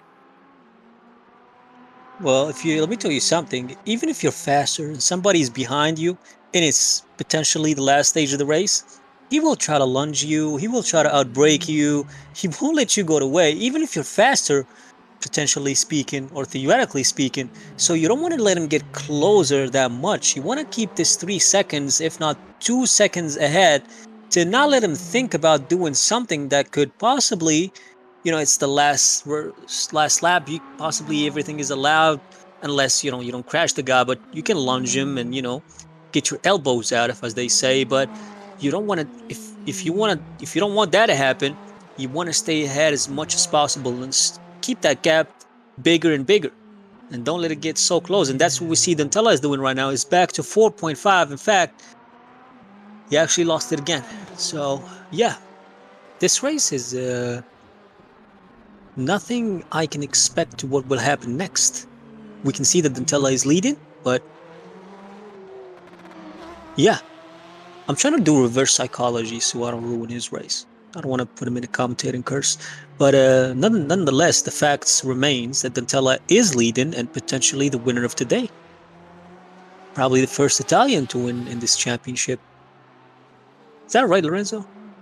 That's right, but Dantella won the last race as well, so this would not be the first time. Wow. Okay. Would be the second then. Yeah, and I think you actually need to point out that Samir Arshad, the Italian driver, although the name might seem not Italian, did win in Sebring back in IMSA with the Acura DPI. That was a crazy race on a racetrack that Sam hates, but he produced a great drive and he beat John Villegas, as a matter of fact. But that was probably the only win by Sam in that season, because the DPI was such a tricky car to drive. It was. And we see Tony has made a mistake. Tony has a problem. Oh no! Incredible stuff. Incredible stuff. With 10 minutes left in the race, Tony Talviti drops out and DNFs. Oh my lord! Wow, you know what? I regret Tony DNFing, and I regret that Matt Horst made that mistake, because he could have been P3 right now. But such sad news for Tony. It's Tony, so. what happened to him? It's the same exact issue. He stopped though. I don't know, man. That did weird stuff for Tony Calvillo. It looks like he stopped on the track on purpose, but I'm not sure what happened to him.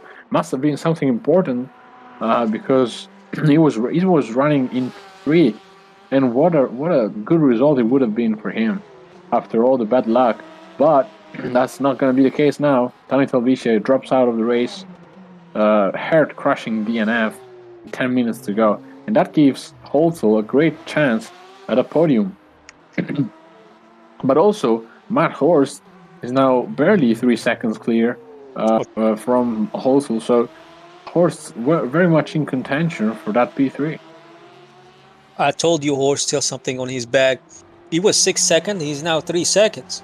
So he definitely knows, I don't know if you heard me, but he definitely knows that he got what it takes in this particular race to get that P3 and snatch it from Thomas Holzel, because Thomas Holzel as well is having an incredible race himself. So let's not take away anything from the man, because he's definitely doing as well a great job. Same thing goes for Matt Horst, but Matt Horst was there in the first place. He just lost it, so he needs to get it back. And let's see if Thomas Holst will allow that to happen. But so far, sad news to see. I think it's just so consistently doing right. It's happening too much. He needs to look at it, because it didn't look like... It could have been that the brake just went full and stopped his car, and he was like, that's it, screw it, I'm not doing this anymore. I gotta fix it. It could be something else. We never had an interview with Tony. We don't even know how he sounds like, so we might get something in the forum if he chooses to post and what happened exactly. If he chooses to share, then we would possibly know, and we could inform you on the next race, which will happen in 2 weeks, and it's going to be Monza. So get your popcorn for that and don't miss it out. Matt Horst then gaining steadily on Thomas Holzel, although we have a yellow flag in Sector 1. Not sure why that is, but looks like it's not Holzel or Horst, or the top two for that matter.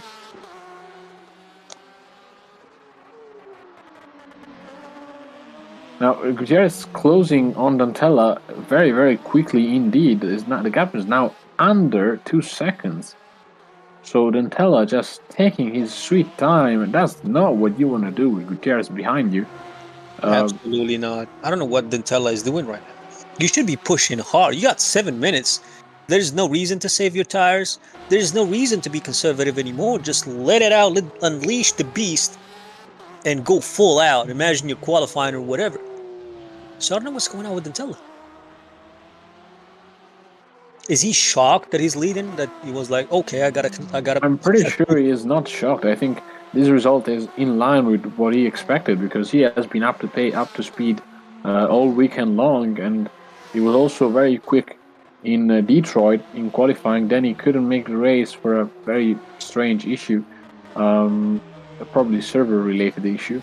Then he won the round 3. He won round 4. Sorry, he didn't win round 3. He came second place in round 3. He won round 4 in Maastricht. And then here we are for round 5. I mean, that's pretty much the history of Dantella's championship. Always being close to the front. And that's going to be tricky for him today. But Johnny Gutierrez does not look like he's going to have quiet race. He's gonna try everything to put pressure on Matteo in these last 5 and something minutes of round 5. What a race we have seen, guys. Something I want to mention, that somebody asked in the forum, I don't remember who, about if you can cross, as you can see what Gutierrez did right there, because you don't get a warning for that from the game itself, or the sim, if you don't want to get triggered. But it looks like Gutierrez, the answer from the admins were that you always have to have 2 tires on the line, even as we see Gutierrez sliding, even if the game allows you to do so. So you get 3 strikes, I believe, even from the admins if they see it. I'm not sure how many times Gutierrez did it, because I just saw it for the first time. It could have been just he slept. Actually, he spins! Oh my lord! He's facing the wall! What? That's not what he should be doing, Lorenzo. That's not what he would have hoped for the last part of the race. I think that gives the win to Dentella for sure, unless Dentella makes a mistake. What was that all about? What? I have no idea. That was a weird mistake. I think that's also the second time Johnny has done that. He had done that before when he lost 6 or 7 seconds from Nutella. But there we see the battle we were watching earlier. This is Thomas Holzel having to defend himself for a very exuberant Matt Horst wanting to take P3 from him. None of these drivers is backing off. I think Thomas also will do everything to keep that P3 to himself, but Horst needs that result to keep himself in contention for the title. This is the battle of the ages. This is two Goliaths going face to face. This is Matt Horst and Thomas Holzel fighting for the race of their life. It's the podium we're talking right now, and I don't know if Matt Horst can do it, but I believe he can do it, as well as Thomas Holzel is doing a great job keeping that B3, but Matt Horst is just too eager to get that position. He's looking up the inside, he's seeing if he can get opportunity. He doesn't, but he's still sticking right there. What a fight, Lorenzo! Look at this! This is one of the best races we have seen this season. Now Matt Horst trying to force a move up the inside, not quite the space there to make that stick, but Thomas Holzel making his Ferrari as wide as he possibly can to try and keep Matt Horst behind. Of course, this is the last sector. Not a really, not many overtaking opportunities here, but we are reaching the front straightaway there after these long left-handers. The Porsche getting slightly oversteery as we now reach turn 1. Looks like Matt Horst may have collected the wall because his steering is not pointing to the right direction, but the speed is always there, by the looks of it at least. I mean, we're talking about Thomas also just keeping his cool in P3 right now. Matt Horst will surely try again as he gets the opportunity. We're talking about a warrior. It's a man that's driving with damage. It's not a man right now. It's a legend. We're talking Matt Horst. I mean, he got me hyped up today because I've never seen such performance from a guy. I actually didn't expect him. He actually... Well, okay, I didn't want to speak there because I didn't want to see... I wanted to see if the curse is going to work, so I'm curse-free. I could say whatever I want, and I could definitely say that this man right here you're watching is having a great race because you might be new here, you might be watching the VOD, and you don't know that the guys ahead are always Tony, Gutierrez, Bettini, the fastest guys. You can't get close to somehow. And this guy right now is fighting for podium. It's a race of a lifetime for him, and hopefully he gets at least to finish it and stay away from those walls, and maybe just maybe get that P3 as we see him. Also just missing the breaking point by a small amount, and that gave Horst a good run on the straight, but the Ferrari has tremendous top speed, and Matt Horst is not able to close himself enough to Thomas Holzel, although they are on the ragged edge, and Matt Horst collides to the wall again. That's risky, very risky indeed. That's nothing but a small scratch for a warrior like Matt Horst. It won't hinder him. He already had damage. Nothing is going to stop him, Lorenzo. Not even that dent right there. That's absolutely going to do nothing on him because he's still tailgating him. He's proven his dominance. He's actually inserting dominance right now on the guy ahead of him. I can't even spell his name. I'm too excited. I'm just concentrated on Matt Horst right now. I definitely. This is gonna be the last lap. We are approaching the last lap as Thomas Holzel gets touched, almost collects the inside wall because he got out of shape, and Matt Horst had too much speed. Couldn't slow the car down in time to avoid contact. Holzel keeping his P3 only just as we reach the last lap of the race. Mamma mia, Lorenzo, this is beautiful. Let's see if Matt Horst can do something about Holzel. Holzel protects the inside. This gives Horst a better exit from the corner for sure. This is the opportunity that Matt Horst was waiting for. He has to get the draft of the Ferrari to try and snatch that P3 from Thomas Holzel. Thomas Holzel protects the inside, but Matt Horst will surely try it. Oh, it's too far back, but Holzel goes wide. Matt Horst tries it. I think that's good. That's good. But he's still a corner to the left. He has to think about that. Please don't touch, guys. When they touch, oh Lord. But They he's dashed it still both ahead into the somehow, water, trying to get ahead side by of each side. other. What a battle! Oh my lord! Now, That's going to be very, very controversial indeed. Matt Horst will surely be wanting an explanation from the stewards because Thomas Holzel punted him from behind and then didn't give the place back. I don't know about you guys, but I think Matt Horst deserves that P3. he definitely did. He definitely did. He got me too excited, too pumped up. It's the last lap. There's nothing that can be done right now. I think. Bettini in the pit lane. Why is that? Or maybe they finished the race already. Yeah, the race is over for Bettini, probably. Yeah, I think so. Bettini and Coelho crossed the line. So that's going to be P5 for Bettini. Not sure why Gutierrez is making donuts because he hasn't sealed the championship yet. Well, he can celebrate. I mean, he got P2, but they have about 3 corners. Actually, It's now not it's 2 over yet. corners. It's not over yet between these two guys. Not over till it's over. Last corner coming up. I think Thomas Hulsel has got it. He did. He definitely did. He definitely Oh, got look me at to Van do that. Horst though. Ooh, yeah, that's Will to carry more speed, but that's going to be it. Thomas Hulsel wow. finishes in P3 with a bit of controversy in the last lap between What a himself and great Matt lap. Horst. And what a brilliant race we have seen, guys. Matteo Dentella deservedly winning the race with a dominant performance from second place on the qualifying charts. There we see him completing the lap. Gutierrez then confirms his position in the standings by finishing second. Thomas Holsel P3, Matt Horst in P4. Bettini with a unlucky, I would say, last stage of the race finishes in P5, and all the others behind them. There we see Dentella completing the lap, coming back to the pit lane. What a brilliant race. We got so focused on that, Lorenzo. We almost forgot Tintella. That was such a close battle. And it was the last lap. It's something we see, but not at this caliber because Matt Horst, I didn't expect that name to be shining today. And I am glad I saw that today. They definitely got my blood pumping for sure.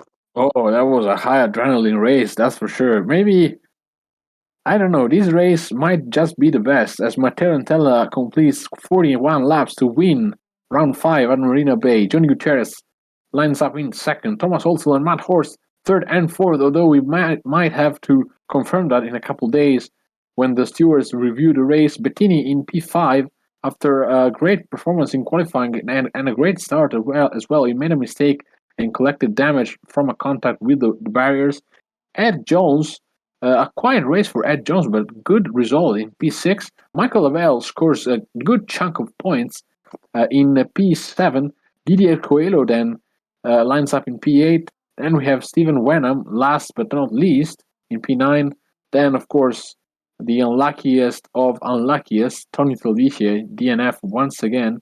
And that's going to be the end of his championship hopes. Then all the others.